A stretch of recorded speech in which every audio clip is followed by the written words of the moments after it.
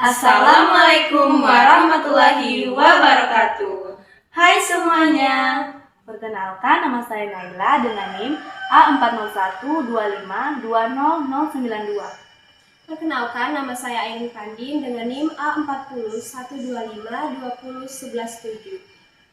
Perkenalkan, nama saya Yuni Hermawati dengan NIM A4012510034. Baik, di video kali ini kami akan membuat podcast dengan tema Retorika. Selamat menyaksikan. Pose with the fans. Pose with the pose with the pose with the pose pose with the fans. Pose with the pose with the pose pose with the fans.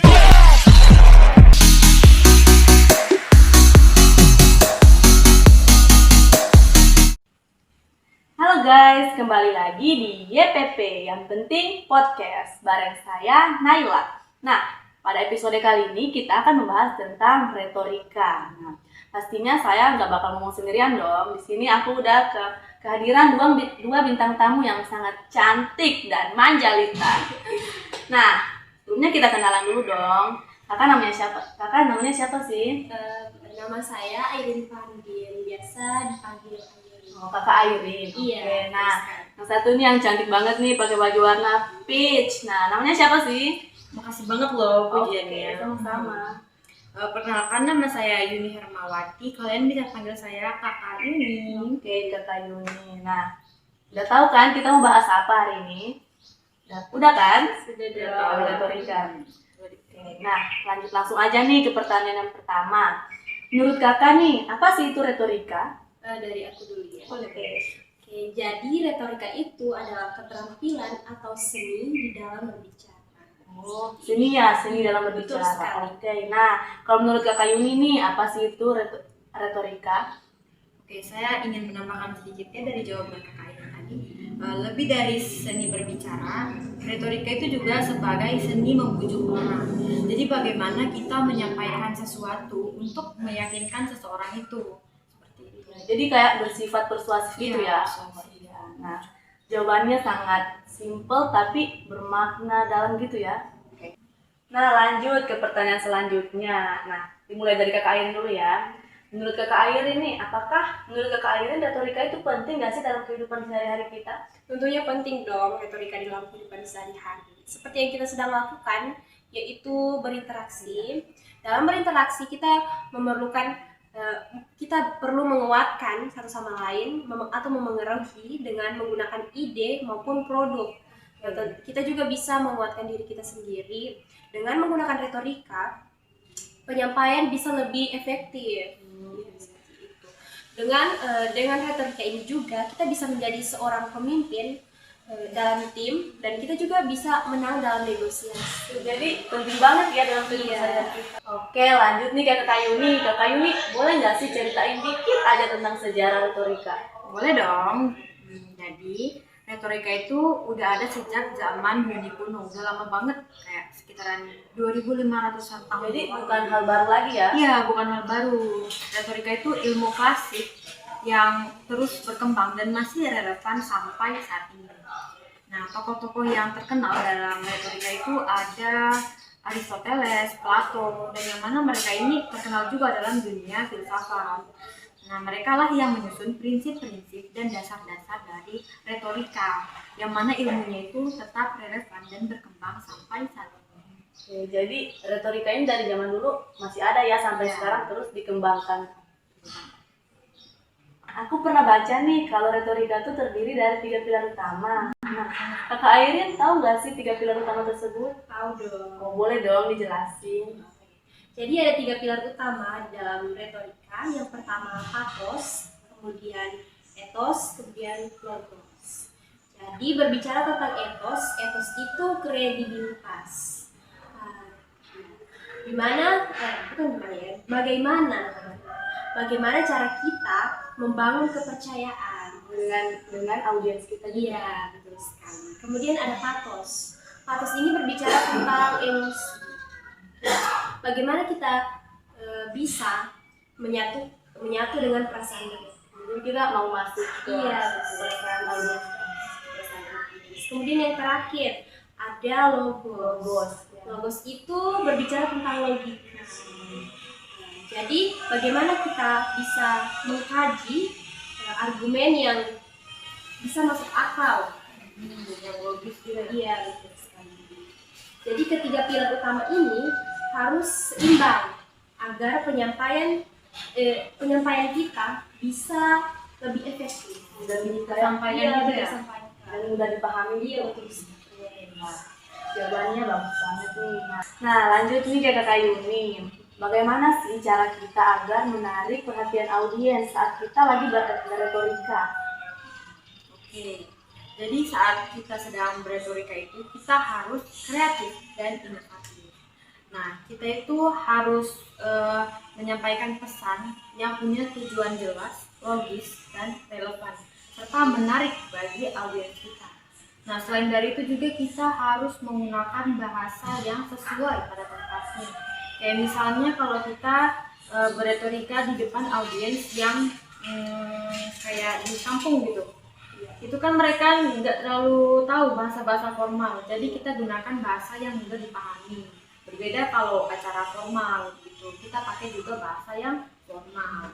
Nah, selain itu juga saat berretorika kita harus melakukan interaksi dengan audiens kita agar mereka itu kayak tidak mengantuk, tidak bosan gitu. Kayak kita mengajukan pertanyaan kepada mereka dan meminta umpan balik. Kira-kira Jadi kita harus menyesuaikan ya sesuai Iya, tempat benar. gitu. Oke. Ini jawabannya bagus banget ya. Kayak pakar retorika nih. Iya dong. Udah cocok.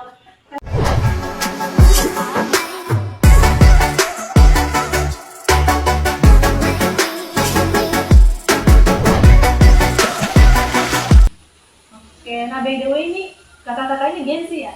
Iya Iya dong. sekali. Jadi boleh gak sih kasih tips and trik retorika supaya lebih mudah untuk anak zaman sekarang? Soalnya kan beda zaman beda cara kan? Tentunya banyak dong tips dan trik retorika yang ampuh untuk anak muda sekarang. Misalnya seperti storytelling. Bercerita Iya. gitu. Storytelling ini sangat ampuh karena bisa untuk menarik perhatian atau emosi. Humornya sih storytelling ini sangat banyak diminati dan mudah dipahami. Nah, jadi anak-anak zaman sekarang tuh lebih suka ya metodenya bercerita gitu. Yang menyentuh emosi gitu ya. Kemudian bisa juga menggunakan repetisi. Repetisi ini penekanan. Pengulangan gitu. Iya. Bisa repetisi ini bisa membantu kita dalam menekankan poin-poin penting. Iya, dia seperti menekankan poin penting. Terus ada lagi gak? Iya, ada dong tentunya. Itu metafora. Apa Apa sih sih metafora? metafora? Iya, Perbandingan. Metafora ini bisa membantu kita dalam apa ya? Aduh, saya lupa lagi. Dalam Pelan-pelan aja ngomongnya. iya, Jangan dalam grogi dong. Yang kayak perbandingan gitu ya, yang membuat kesan kita lebih menarik kayaknya. iya. Ya seperti yang dibilang ini. Metafora itu membuat kesan kita lebih menarik, lebih hidup. Oh, pesan yang kita sampaikan lebih menarik. Jadi yang paling penting itu sebenarnya bagaimana cara kita berlatih dan menemukan gaya diri kita sendiri. Jadi kuncinya tuh latihan ya. Iya. Oke, nah baik, bagus sekali nih guys tips-tipsnya ya. Oke, nah kakak kan masih kuliah nih. Nah, boleh nggak Kak Yuni kasih tahu dong apa sih manfaat retorika bagi kita nih yang masih kuliah? Ya, selain dari jago ngomong doang. Oke. Jadi manfaatnya bagi kita yang masih kuliah ini kayak kita itu bisa lancar dalam presentasi. Seperti yang kita ketahui kan di dunia perkuliahan itu itu kan banyak presentasi ya, presentasi terus biar kita kalau presentasi itu tidak hanya membaca doang. Kan kalau membaca Iya doang kan itu kebanyakan mahasiswa gitu iya, ya, membosankan. baca doang. Itu kayak bikin ngantuk gak sih? Iya.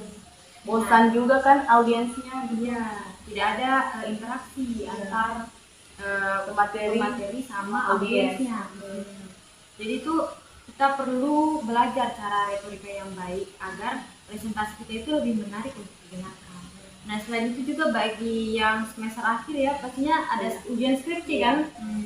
Nah, kita pastinya harus meyakinkan penguji-penguji yang menguji kita nanti pada saat skripsi. Jadi dosennya nanti lebih bisa Ya, biar dosennya itu lebih bisa paham gitu, karena kita bisa meyakinkan dosen kita. jadi dengan- dosennya yakin kan sama Ya. yang diteliti oleh mahasiswanya. Ya, benar sekali seperti itu. Jadi retorika ini penting sekali dalam berbagai bidang, entah bidang akademik ataupun sampai bidang profesional seperti pekerjaan. Kalau di pekerjaan kan kayak misalnya di perusahaan-perusahaan yang ada tender-tender besar, Ya. nah itu kan diperlukan orang yang mampu berbicara, berretorika dengan baik supaya dia bisa dapat tender-tender tersebut.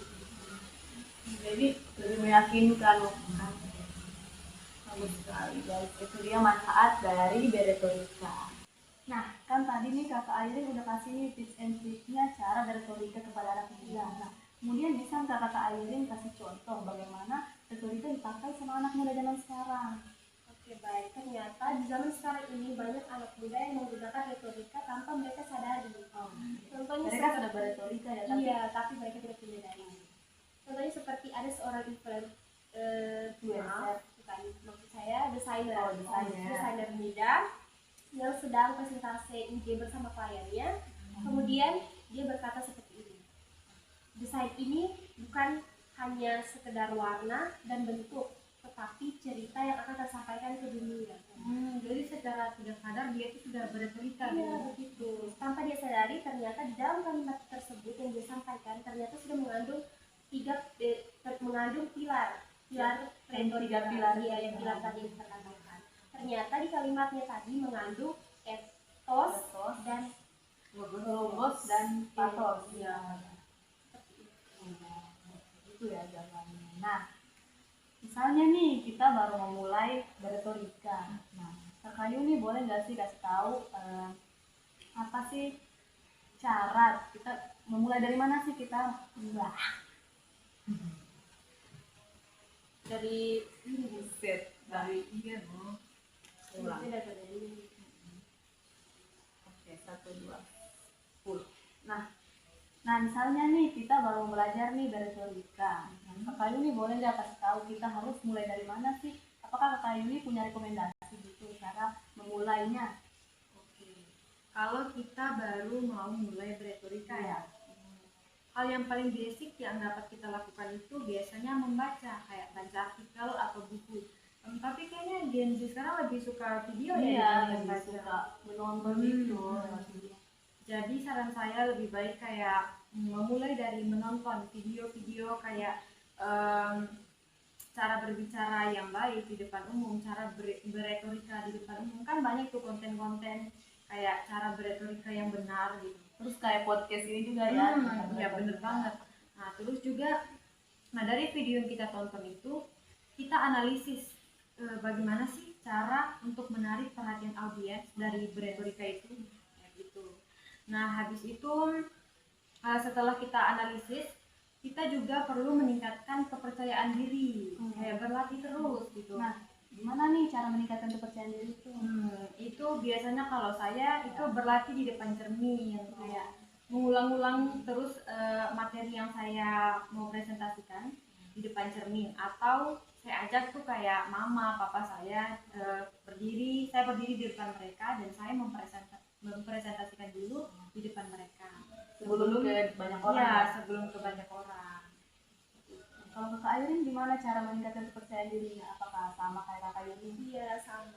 Mungkin bisa dengan berbicara di dekat cermin, berlatih. Atau bisa juga rekam suara gitu ya? Iya. Intinya latihan. Kuncinya latihan. Yang pentingnya Satu ya, latihan. latihan. Oke, karena ala bisa, karena biasa. Nah, lanjut nih, aku mau nanya lagi sama Kakak Ayrin. Gimana sih retorika sama anak Gen Z sekarang nih? Apakah beda? Tentunya belum. Tentunya beda ya? Iya, tentunya beda dong. Di aku sendiri yang sebagai seorang Gen Z. Gen Z akut ya? Iya. Aku tuh lebih suka, aku tuh nggak suka gaya bicara yang formal dari aku ya. Aku lebih suka gaya bicara yang santai tapi jujur. Kayak gini ya? Kayak Kayak santai, lebih chill guys. Aku juga suka responsif ke video, ke konten visual seperti mungkin video pendek seperti Kayak drama. TikTok gitu. Iya, seperti drama dan lain-lain sebagainya. Gitu ya. Nah, lanjut nih. Dalam retorika kan pasti kita ada kendala gitu ya. Nah, apa sih kendala yang dirasakan anak muda zaman sekarang dalam retorika? Kak Yuni bisa jelasin apa kendalanya? Ada banyak sih kayak kendala dalam berretorika. Misalnya yang paling umum terjadi itu gugup. Ya, banyak orang yang demam panggung Iya. kan. Ketika mereka berbicara di depan umum itu langsung kayak hilang semua yang ada di kepalanya. Kayak gitu, gugup. Jadi apa yang disampaikan itu nanti tidak jelas, kayak gagap, kayak kayak gitu. Nah, itu salah satu kendala dalam berretorika. Selain itu ada juga yang menganggap kalau dirinya itu tidak punya bakat alami dalam berretorika. Jadi dia kayak takut, nggak mau bicara depan umum gitu. Karena saya ini tidak punya bakat bicara depan Jadi umum. nggak usah. Nggak usah aja sekalian. Nah, padahal kenyataannya kayak ada satu quote, nothing is impossible kan. Oh, iya. Ketika kita berusaha, tidak ada yang tidak mungkin gitu. Jadi semuanya itu bisa melalui latihan. Kalau kita latihan terus ya perlahan-lahan pastinya kita akan jago berretorika gitu. Belajar dari pengalaman. Jadi itu dia nggak langsung jago kan? Iya, Tapi latihan. pastinya. Sangat memotivasi sekali ya. Kalau kamu sendiri, Kak Airin nih, apa sih kendalanya dalam retorika? Mungkin sama ya seperti Biasa gitu. udah siap kan? Iya, Udah. kita sudah persiapan matang-matang, tapi ketika kita di depan panggung, kita melihat orang, terus yang kita pelajari tadi seketika langsung hilang seperti itu. Hanya berarti diperlukan latihan. Oke, kuncinya latihan. Iya. Dan jangan menganggap kalau kalian itu tidak mempunyai kemampuan berbicara. Semuanya sebenarnya nggak bisa ya, cuman dia latihan. Nah, itu tadi udah disebutkan kan kendala-kendala dalam berretorika. Kemudian boleh nggak sih kasih tahu cara mengatasi kendala-kendala tersebut? Seperti yang kita sudah dengar tadi bahwasannya yang sudah dikatakan oleh Ibu tadi, dia mengatakan bahwa kita tuh harus berlatih. Jadi kita jangan berlatih hanya cuma satu kali, tetapi berkali-kali secara teratur. Konsisten gitu ya. Kemudian ubah mindset atau pikiran kita. Jangan berpikir tidak semua orang bisa belajar retorika. Dan nyatanya bahwa semua orang bisa belajar retorika seperti itu. Kemudian kita juga bisa mencari mentor atau coach yang bisa memandu kita atau mendukung kita. Support system ya. Iya, support system ya. Oke, bagus. Kemudian fokus kepada kekuatan kita sendiri, sampai di mana kekuatan kita. Kemudian dan juga mengembangkan gaya kita sendiri. Pakai cara sendiri. Iya, pakai cara sendiri. Kemudian bisa juga dengan merayakan setiap pencapaian yang kita pencapaian yang sudah Apresiasi diri kita, sendiri. apresiasi diri kita sendiri seperti itu. Itu mengungkapkan terima kasih ya. Terima kasih untuk diri sendiri.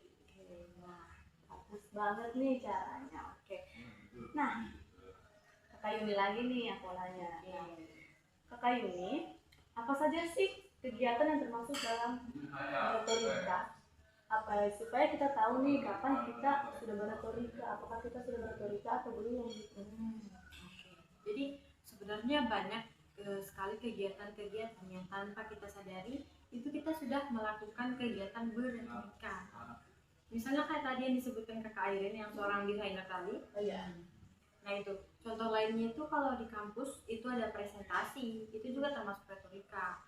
Kalau di luar kampus mungkin seperti kampanye atau pidato, nah itu juga termasuk berretorika. Intinya itu retorika itu adalah setiap kita menggunakan bahasa atau perkataan kita untuk membujuk seseorang seperti itu. Secara tidak langsung kita Sudah berretorika. Yang penting di situ kita mengeluarkan bahasa yang unsurnya membujuk seseorang, nah atau meyakinkan seseorang, itu kita sudah melakukan kegiatan retorika. berarti kita setiap hari sudah berretorika ya. Tanpa kita sadari. Kayak ini iklan-iklan yang di sosmed biasa, itu juga termasuk. Itu contoh. Nah, kan tadi disebutkan nih contoh dari retorika itu seperti presentasi. Nah, saat presentasi kan biasanya sebelum mulai itu kita ada rasa gugup gitu kan atau nervous. tentunya. Pastinya kakak-kakak udah sering ngalamin kan sebelum ngomong tuh udah takut duluan gitu. Jadi kakak Airin boleh nggak kasih tipsnya gimana sih cara mengatasi hal tersebut saat kita di situasi tersebut, gimana sih caranya? Iya, di aku pribadi nih, sebelum presentasi tentunya yang pertama itu doa. Kita harus berdoa. Jelaskan doa. Iya. Kemudian sebelum presentasi kita perlunya untuk menarik nafas supaya kita lebih tenang, Supaya nervousnya hilang Iya, gitu. relax. Kemudian jangan takut untuk membuat kesalahan. Eh, Maksudnya gimana tuh? Jangan takut kalau nanti saya salah, nanti begini. Karena nggak ada yang sempurna ya. Nggak ada yang sempurna. Kemudian jadikan kesempatan sebagai pengalaman baru. Kita belajar dari kesalahan. Jangan kayak aku salah jadi nggak mau lagi Nggak usah lagi ke depannya. nggak gitu ya. Iya. Salah. Oke, bagus sekali tipsnya. Jadi nanti kita praktekin juga saat nervous itu. Oke. Nah, yang pertanyaan terakhir nih, tips lagi dari Kakak Yumi. Gimana sih tips paling penting agar pendengar atau audiens itu bisa langsung mempraktekkan retorika? Gimana sih?